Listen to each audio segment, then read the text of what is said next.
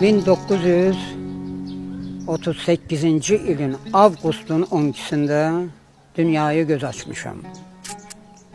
Bəli, göz açandan sonra yavaş-yavaş böyüyüb, gəlib 12 yaşına çatanda, bəli, məktəbdə də oxumuşam.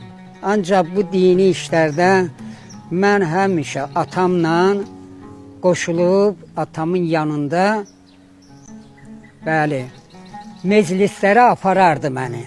12 yaşım var idi.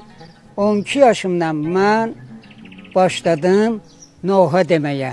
Belə çıxır ki, əgər 12 yaşından demişəmsə, 71 il bundan qabaq mən, bəli, İmam Hüseyin yolunda və onun haradakı şəhid olublar, bütün şəhidlərinə yazılmış nohalardan demişəm.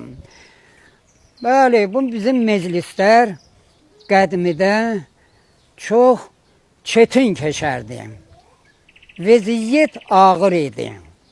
Bəli, cəmaatımız gecə yığışardı, cəm olardı 10 nəfər, 15 nəfər, 20 nəfər.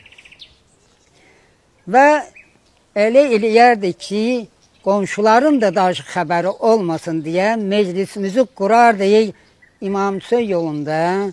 Bəli, nohalar deyərdik, ağlayardik, sinələr vurardik. Və demək olar ki, o vaxt süfrələrimizdə də sən deyən heç nə olmayırdı. Adicə bir halva pişirərdilər, qoyardılar, ondan istifadə eləyərdilər. Bu keçmişin nohalarıdır, keçmişin meclisləridir.